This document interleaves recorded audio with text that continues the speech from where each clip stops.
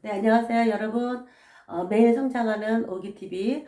오늘은 멋있게 품위 있게 이 책을 읽어드릴까 합니다. 책의 저자는요, 김봉국 선생님이신데, 원래 기자 생활을 하시면서 대한민국 최고의 기자가 되겠노라고 목표를 삼고, 주말도 명절도 반납한 채 정말 열심히 앞만 보고 달려오다가, 어느 날, 어떻게 무엇이 인생을 의미 있게 만드는지 그런 생각을 하게 되면서 이 책을 만들었다 하네요. 그래서 수없이 많은 사람들을 취재하고 만나면서 멋진 되게 되는 그 수많은 사람들과 자문을 받으면서 이 책을 썼다 하거든요. 제가 보니까 정말 우리 나이에 우리 연령대에는 한번 찍고 읽거나 아니면 짚고 넘어가야 될 책인 것 같아서 오늘 소개를 할 겁니다. 책에 우선 앞부분에서 감동이 온 게 참 많았어요. 큰 제목은 혼자 노는 법을 배워야 할 때, 이거 우리 정년퇴직을 하거나 또 나이가 들어가기 시작하면서 해야 할 일에 대해서 이렇게 쭉 나열을 놨는데, 여기 챕터에 보면은 혼자 노는 법을 배워야 할 때, 네, 맞아요. 저희 같은 세대에는 혼자 노는 법을 배워야 되겠죠. 배우자도 다 채워지지 못할 때가 많을 테니까요. 그 다음에 체면 버리기 연습, 예.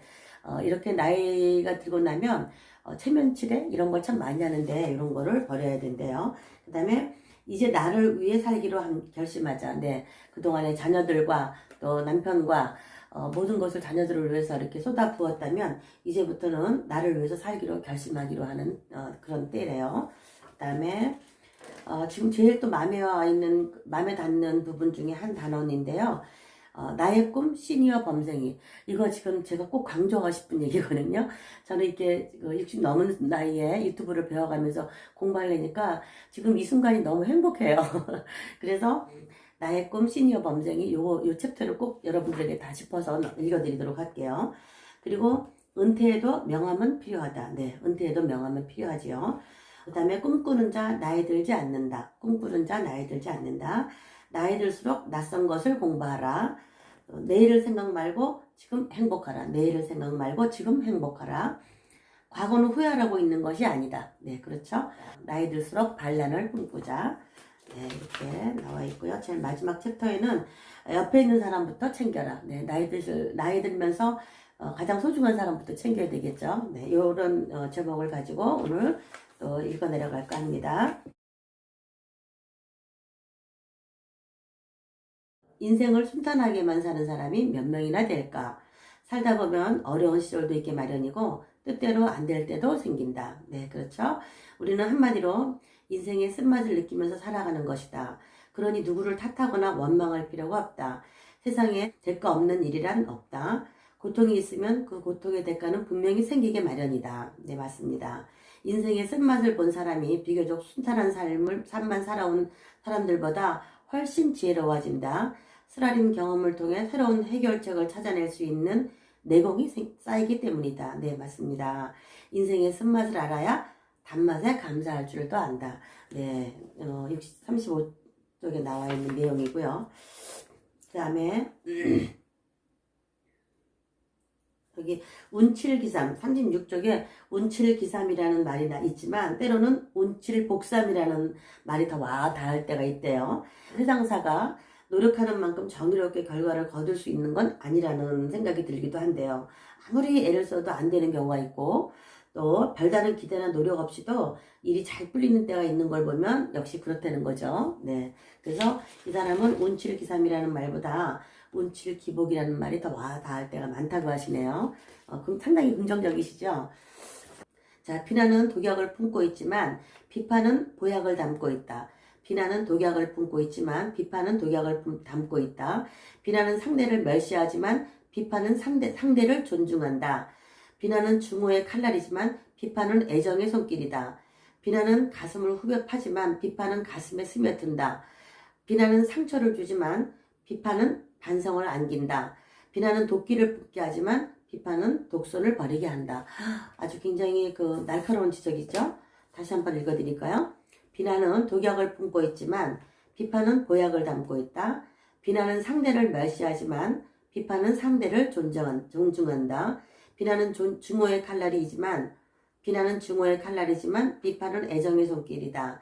비난은 가슴을 후벼 파지만 비판은 가슴에 스며든다. 비난은 상처를 주지만 비판은 반성을 안긴다. 비난은 도끼를 품게 하지만 비판은 독선을 버리게 한다.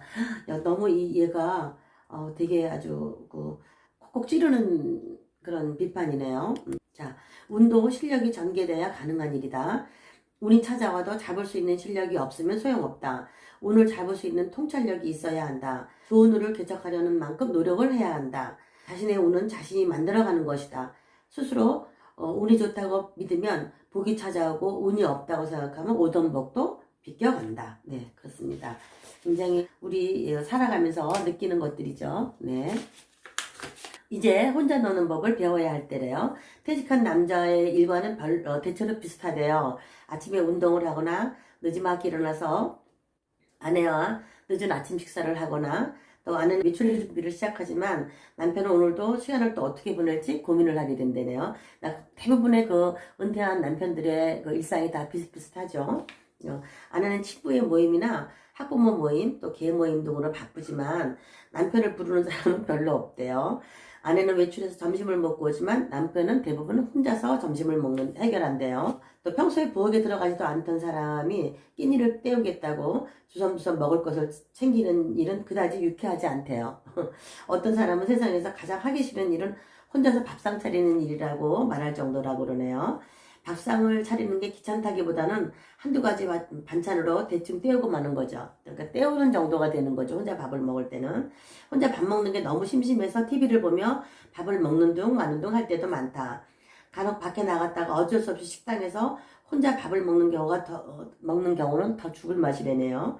어쩔 수 없이 괜히 나만 쳐다보는 것 같고 괜히 위축되고 어색하기가 짝이 없다네요. 퇴임한 사람들의 누구나 느끼는 그런 풍경이라고 그래야 되나요? 누구나 느끼는 생각들이겠죠. 나만 쳐다보는 것 같아서 괜히 위축되고 어색하기 짝이 없다. 밥이 어떻게 넘어가는지도 모르게 재빨리 먹고 나와버린다. 네, 이렇게. 자, 직장을 그만두고 나면 혼자서 식사를 해야 하는 경우가 많아진다. 퇴직 후 혼자 밥 먹는 것이 고통스럽다고 하소연하는 사람도 많다. 직장을 다닐 때는 귀찮게만 느끼던 일들도 이제는 모두 아쉽기만 하다. 나 홀로 식사를 하고 있는데 옆자리에 직장 동료로 보이는 사람들이 한데 어울려 식사를 하고 있을 때면 상대적인 비참함을 절감하게 된다. 네, 우리 나이 때에 정년퇴직하고 집에 있으면서 느끼는 일상들을 여기 오스란히 담아냈네요. 구속에서 벗어나길 갈망하면서도 일단 구속에 길들여지면 막상 그것을 벗어나는 순간 어찌할 줄 모르는 게 사람의 본성이다. 아침 일찍 일어나 허겁지겁 밥을 챙겨 먹고 출근하던 생활이 다시 그리워지게 되는 것이다. 네, 누구나 다 똑같이 느끼는 것 같네요. 네, 이런 내용들을 쓰면서 소홀했던 것도 하다못해 혼자 밥 한 끼 차려 먹는 일도 해보지 않은 것이 문제였었다는 거죠. 앞만 보고 살아온 베이붐 시대에 퇴직 후의 생활에 적응하기가 힘든 건 어찌 보면 당연한 일이래요. 자, 일본에서는요, 이미 혼자 밥을 먹고 놀 수 있는 공간이 보편화되어 있대네요. 독서실처럼 칸막이를 친 1인 식당이 있고 혼자 고기 구워 먹고 나홀로 노래방을 찾아 시간을 보내는 사람이 늘어나면서 1인 전용 시설이 성업 중이래네요. 우리나라에도 1인 가구의 증가 추세와 맞물려 혼자 밥 먹는 사람이 크게 늘고 있다. 네, 맞습니다. 지금 점점 시대가 이제 1인 시대로 바뀌어가고 있고요. 식당이나 음식점이나 노래방까지 일본처럼 늘어나고 있는 추세죠. 골이 깊어야 산이 높다. 이 부분 실현을 쿨하게 인정하자. 인생을 살아가면서 편안하고 안락한 길로만 살아갈 수 있을까?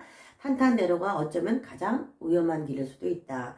나는 1년 반, 이 작가가요, 1년 반 사이에 큰 시련을 겪었는데요. 갑작스러운 위암 발견과 수술, 그 다음에 창업해서 키운 회사에서의 퇴임, 그리고 그 어머니의 타계, 연이은 문제들로 나는 정신적으로 큰 고통을 받았다. 굶주기 전 새벽이 가장 어둡다고 했다. 나의 경험들로 비추어 봤을 때 인생은 시련과 함께 성숙한다는 말이 맞는 것 같다. 네, 그렇습니다. 시련은 맞닥뜨리면 분명 고통스럽지만 삶의 깊이를 깨닫는 또 다른 기회일 수가 있다. 삶을 힘겹게 하는 시련 뒤에는 행운이 보물처럼 숨어 있다. 대부분의 성공 스토리는 고난과 역경을 직시하고 그것을 발판 삼아 딛고 일어선 사람들에 의해 창조되지 않았나? 그것을 발판 삼아 딛고 일어선 사람들에 의해 창조되지 않았나? 시련은 성공의 필요 조건인 셈이다. 네, 시련이 있어야 성공할 수 있다라는, 시련은 성공의 필요 조건인 셈이래요. 버릴 때는 가감해야 한다. 지난번 제가 읽어드린 책하고 거의 비슷한 내용이네요. 살다가 늘어나는 짐은 반백이 넘어서면 버리는 연습을 하는 것이 맞다. 버리면서 아깝다는 생각보다는 후련하다는 생각을 갖도록 해야 한대요. 네. 아쉬움을 갖기보다는 고마움을 느껴야 한다. 버리는 연습을 통해 행복감을 단련시켜보자. 지니고 있던 물건만 버릴 것이 아니라 마음의 짐도 내려놓아야 한다. 네. 물건이 문제가 아니라 정신적인 마음의 짐도 내려놓아야 한대요. 포기하지 말아야 할 것을 위해 하나씩 포기하는 연습이 필요하다고 하네요. 백화점이나 할인마트에 갈 때 사야 할 목록을 미리 적어가듯이 포기할 것들을 적어보자 하시네요. 그리고 차례차례 포기를 실천해보자. 오랫동안 입지 않고 장롱 속에만 묵혀두었던 옷들을 정리하고 인간관계에서도 괜한 욕심은 버리고 진짜 가까운 사람들을 추려내야 한다. 주변 정리가 말끔하고 단출할수록 번뇌가 줄어들 것이다. 저는 얼마 전에 오랫동안 아주 굉장히 비싸게 샀던 고가 옷들을 장롱에 걸어두고서 너무 비싸게 샀던 것이 아까워서 안 버렸는데 싹 정리를 하고 나니까 너무 개운하더라고요. 네, 여기 이 책을 보고 제가 정리를 했습니다. 상대에 대한 기도도 버려야 할 목록에 넣어야 한다. 공연히 내가 이만큼 해주는데 저만큼 해주겠지라며 바라면서 마음에 부담만 된다. 부질없고 쓸데없는 생각들이랑 비워버려야 마음이 가볍고 편안해진다. 기대 없이 있다가 찾아오는 호의는 그때그때 감사하면서 살면 될 일이다. 네, 화엄경에는 이런 말이 있다. 나무는 꽃을 버려야 열매를 맺고 강물은 강을 버려야 바다에 이른다. 버릴 것을 버리지 않고 현직에서 가지고 있던 나라는 존재를 아직 매달고 다니면 곤란하다. 버려야 산다. 네, 버려야 산대요. 버려야 산답니다. 인생 이막에서 하고 싶은 일자리를 찾으려고 해도 쉽지 않다고 하소연하는 사람이 많다. 일자리가 없는 것이 아니다. 마음에 드는 일자리가 부족한 것이다. 돈도 벌고 체면도 유지할 수 있는 일자리를 얻기가 어렵다. 이제 생각을 바꿔야 한다. 바닥을 알아보아야 한다. 시작은 바닥이다. 높은 곳을 쳐다보려면 낮은 곳으로 임해야 한다. 남들이 어떻게 평가하느냐가 중요하지 않다. 나를 감동시킬 수 있는 일을 하면 된다. 생계를 위해서 일자리를 선택하든지 봉사나 취미를 위해 일을 하든지 서로 가치 있다고 생각하는 일을 선택하면 된다. 네, 맞습니다.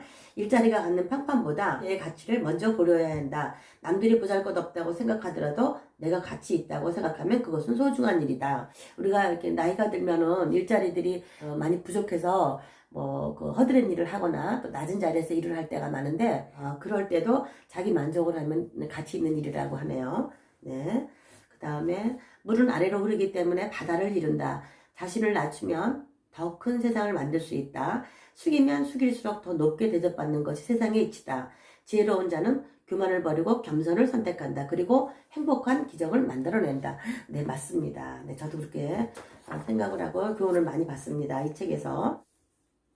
자, 치매를 예방하는 데는 독서가 보약이라네요. 아유, 너무 감사한 일이네요. 저 이렇게 독서를 이렇게 즐길 수 있어서 제가 치매에 도움이 될 것 같아요. 책을 읽고 글을 씀으로써 내 운동을 쉼없이 해야 한다. 은퇴한 중년 남자들이 정신을 바짝 차려야 한다고 말들 한다. 그동안은 돈을 벌어다 주는 것으로 모든 게 통했지만 은퇴와 더불어서 모든 것을 상실한다는 얘기다. 애초부터 돈으로 다 해결하려고 했던 것이 잘못일 것이다. 남자들의 자업자득일 테니 누구를 원망할 일도 아니다. 이 경우 가정에서도 유전무죄, 무전유죄인 셈이다. 네. 은퇴 후에 집에서 몇 끼의 식사를 하느냐고 붙이는 건데요.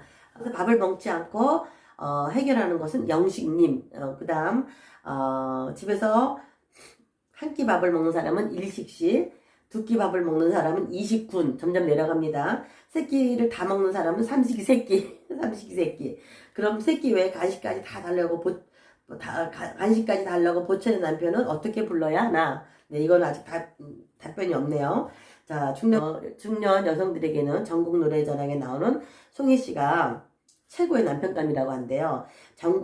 집에서 밥은 거의 먹지 않고 집에서 전국을 돌아다니면서 돈을 벌어다 주고 팔도에 명품 특산물까지 다 덤으로 주는 남편감이야말로 최고라는 거죠. 하루 종일 집에서 밥을 달라는 남편에게는 아침엔 인디언 밥, 점심엔 사또밥, 저녁엔 고래밥을 줘야 한다네요. 아주 우스갯소리까지 여기 다 올려놨어요. 유머를 집어넣었어요. 재밌게. 이게 지루하지 않도록. 네, 재밌네요.